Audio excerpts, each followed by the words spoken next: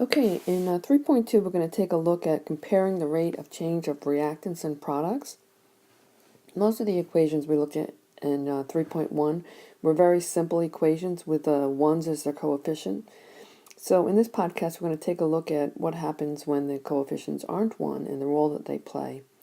And we're going to learn how to write a rate expression where we can compare the appearance or disappearance of a reactant or product to the appearance or disappearance of another reactant or product. And in order to get this down conceptually, I'm going to do a little demonstration to start us off. Okay, so I'm going to do a demonstration to show you how we can monitor either the reactants or the products in a chemical reaction to determine the rate. So what I'm going to do here is start with 18 sheets of paper, of yellow paper, and I'm going to make a packet using 2 sheets of yellow paper. So let's take a look at what happens. Okay, so I'm going to take a sheet.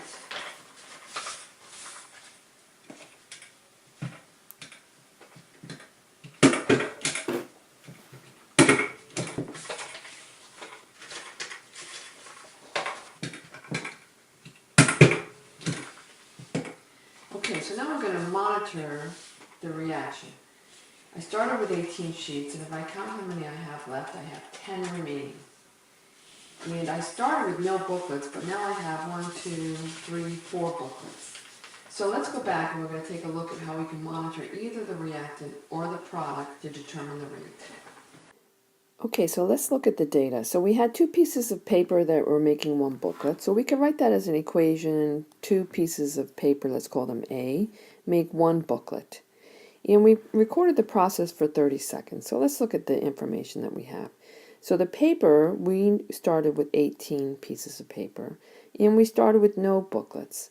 At the end, we had 10 pieces of paper, and we had 4 booklets made. Okay. Okay, so using those numbers, we could look at the change, the change in A, or the change in B, and we can use those numbers to compare the rate of disappearance of A to the rate of the appearance of B. So go ahead and think about this question. How does the rate of disappearance of A, the paper, relate to the B, the appearance of the booklet? So think about this for a minute and go ahead and answer that question. So if you said chose number 2, A disappears at twice the rate that B is appearing, you'd be correct. Okay, so I can use this expression to compare the rate of A to the rate of B. Now if we look at A, we have a negative sign here because we are disappearing A, right? So we started with 18 and we ended up with 10. So if we take the final minus the initial, that's a negative 8. So we need the negative sign here to make it a positive rate. And for B, as you remember, we started with 0 and we ended up with 4. So the final minus the initial there is 4. So in order to make these rates equal, I have to divide, this is now a positive because I have negative times a negative, I have to divide this by 2. So that coefficient for the A ends up down here. So when I define the rate of the reaction, I can define it in terms of either A or B. And when I do that, I need to use the coefficient in the denominator to make that rate true. And when I do this, I'm talking about the rate of the reaction. And I can define it in terms of either A or B. So let's take a look at what the rate would be. We can use either A or B. So if I say the rate is equal to negative of 1/2 of the concentration of A, the change in concentration of A, over 30 seconds, right? That was my time. Well, the change in concentration of A is minus 1/2. The change in concentration of A was minus 8. And we put that over 30 seconds. And what we get, we have a negative 1 times a negative 1 is an 8 over 60, and that is over 60 seconds, so that is a rate of 0.133 per second. Okay, I can do the same thing with B. The change in B was 4 over the change in time, which was 30 seconds. I have the same thing. I divide that out and I get a rate of 0.133 over 1 per second. It's sometimes written as seconds to the minus 1, usually written as seconds to the minus 1. So I can monitor the rate relative to A or relative to B, and both of them will give me the same rate. So we can write a rate expression for any reaction. So let's take a look at this reaction. We have reactants A and B. They have coefficients of lowercase a and b, forming product C and D with those coefficients of lowercase c and d. When I can write it in terms of any one of the 4 of these, A, B, C, or D. If I write it in terms of the reactants, I have to put a negative sign in because those changes are negative, right? So both reactants I have a negative. I have to put the coefficient for that reactant in the denominator, okay?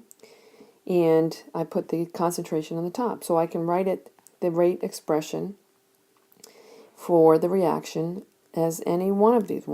Any one of these. They will all give me the same value. Let's take a look at how we use the rate expression. Okay, so let's take a look at a real reaction with lots of different coefficients. So what I'm told here is for this reaction, I have a value that I'm given for the change in the bromate ion, right? The loss of the bromate ion, because it's a reactant, over time, and I'm told exactly what that rate is. Okay, and what it wants to know is what is the change in the rate of disappearance of bromine. So I can use my rate expression. I can say the rate is equal to the negative of the change of the bromine concentration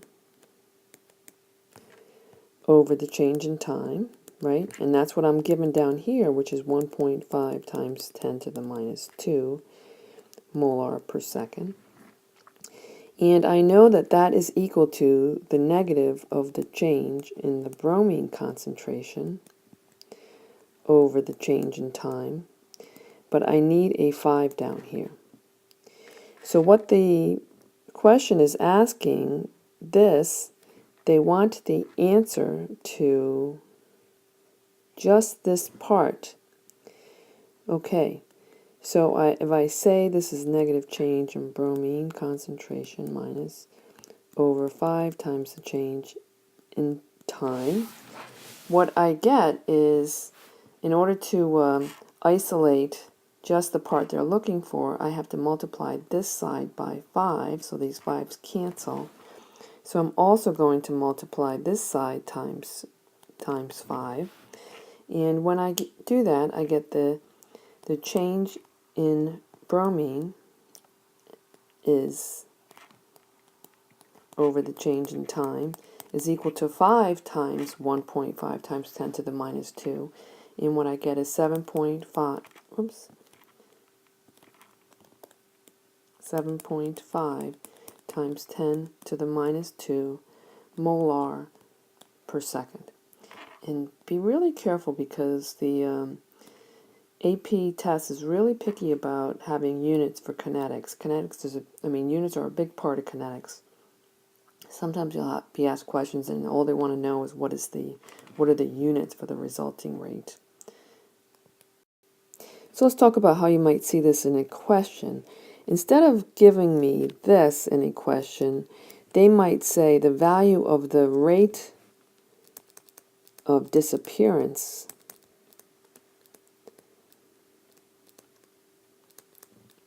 of